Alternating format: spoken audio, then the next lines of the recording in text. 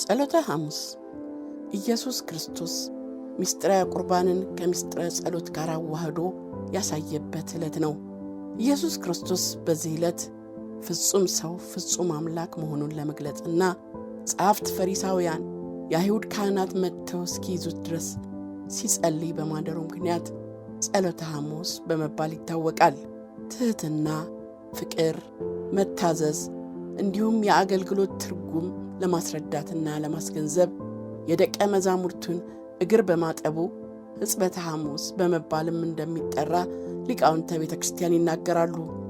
በአንደኛው ሰዓተ ሌሊት ሐሙስ ምሽት ኢየሱስ ክርስቶስ ማበሻ ጨርቅ አንስቶ ወገቡን በመታጠቅ የደቀ መዛሙርቱን እግር ያጥብ ዘንድ በጴጥሮስ ጀመረ። ጴጥሮስ ግን እኔ ባንተ ልታጠብ አይገባኝም አለ። ኢየሱስም መልሶ እውነት እውነት እልሃለሁ እኔ እግርህን ካላጠብኩ ከእኔ ጋር ዕድል ፈንታ የለህም አለው። ሌሎቹንም ሐዋርያት አጠባቸው። አሳልፎ የሚሰጠው ይሁዳንም እግሩን አጠበው። ኢየሱስ የይሁዳን እግር ያጠበው አሳልፎ እንደሚሰጠው ሳያውቅ ቀርቶ ሳይሆን ፍቅርን ሲያስተምረውና ለንስሐ ጊዜ ሲሰጠው እንደሆነ ሰዎችም ለሚወዷቸው ብቻ ሳይሆን ለሚጠሏቸውም ጭምር በጎ ማድረግ እንደሚገባ በምሳሌ ሲያስተምር እንደሆነ የቤተ ክርስቲያኒቱ አስተምህሮ ያሳያል። የሐዋርያትንም እግር አጥቦ እናንተም እንዲህ አድርጉ ብሎ ትሕትናን አስተማራቸው።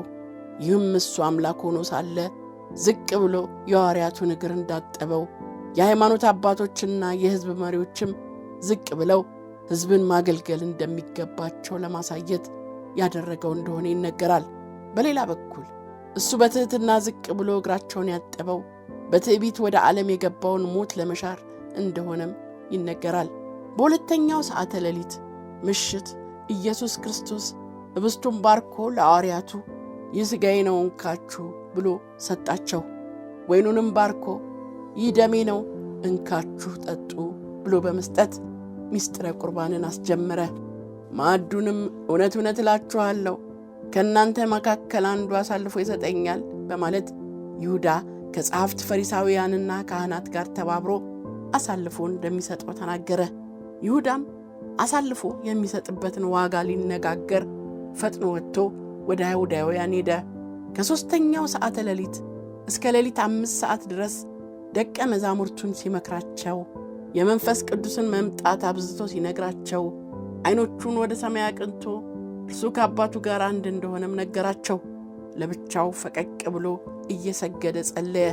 ወደ ደቀ መዛሙርቱ ሲመለስ ተኝተው ስላገኛቸው ጴጥሮስን 1 ሰዓት ያህል እንኳን ከኔ ጋር መትጋት አቃታችሁ? ወደ ፈተና እንዳትገቡ ትጉና ጸልዩ ብሎት ሄደ። እኩለ ሌሊት በ6ኛው ሰዓት አትክልት ወዳለበት ስፍራ ወደ ቄድሮስ ወንዝ ማዶ ከደቀ መዛሙርቱ ጋር መጣ። ይሁዳም ይህችን ስፍራ ቀድሞ ኢየሱስ ይመጣባት ስለነበር ያውቃት ነበርና ፋና ጋሻ ጦርም የያዙትን አስከትሎ መጣ። ይሁዳም ወደ እርሱ ቀርቦ መምህር ሆይ ሰላም ላንተ ይሁን ብሎ ሳመው። ይህ መሳም ለአይሁድ ጥቆማ ወይም ምልክት ነበር። ኢየሱስንም ከበውት ወደ ሽማግሌዎቹና የካህናት አለቃ ቀያፋ ወዳለበት ወሰዱት። በዚያም እንደ ዓመፀኛ ከሰሱት።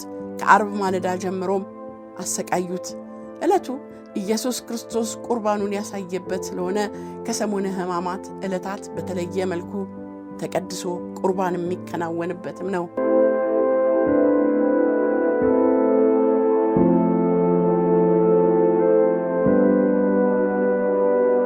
በጸሎተ ሐሙስ ኢየሱስ ክርስቶስ ካከናወናቸው የሥርዓተ ተግባራት በተጨማሪ ትውፊታዊ ሥርዓትን በጠበቀ መልኩ ጉልባን የተባለው ምግብ ይበላል።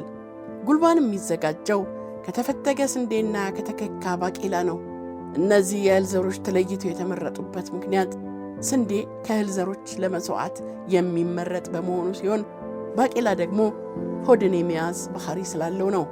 የባቄላው መከካትና የስንዴው መፈተክ ምሳሌነቱ የኢየሱስ ክርስቶስን መውደቅ መነሳት፣ የልብሱን መገፈፍ፣ በአጠቃላይ ሕማማተ መስቀሉን የሚያሳይ ነው። ጉልባን ከሌሎች የንፍሮ አይነቶች የሚለየው ቡክት ያለ መሆኑ ሲሆን በዚህም ምክንያት አባቶች የንፍሮ ገንፎ ይሉታል። ይህ የንፍሮ አይነት በእምነቱ ተከታዮች ዘንድ ከጸሎተ ሐሙስ ወይም ከስቅለት ቀን ውጪ አይበላም አይዘጋጅምም።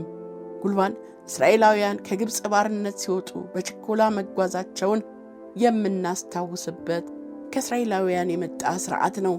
እስራኤላውያን ከግብፅ ባርነት ሲወጡ ተቻኩለው ስለነበር እንደ ንፍሮና ቂጣ ያሉ ደራሽ ምግቦችን እየተመገቡ ስለመጡ ያንን ምሳሌ በማድረግ በክርስቶስ ስቅለት ከ5500 ዘመን የሲኦል ኑሮ ወደ ገነት ገብተናል ለማለት ጉልባን ይበላል።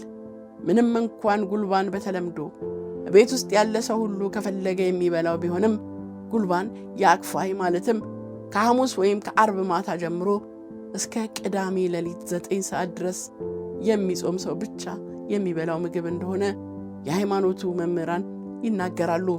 በጸሎተ ሐሙስ የሚዘጋጀው ጉልባን ጨው በዛ ተደርጎ ይጨመርበታል። ይኸውም ጨው ውሃ እንደሚያስጠማ ሁሉ ጌታችንም በመከራው ወቅት ውሃ መጠማቱን ለማስታወስ ነው።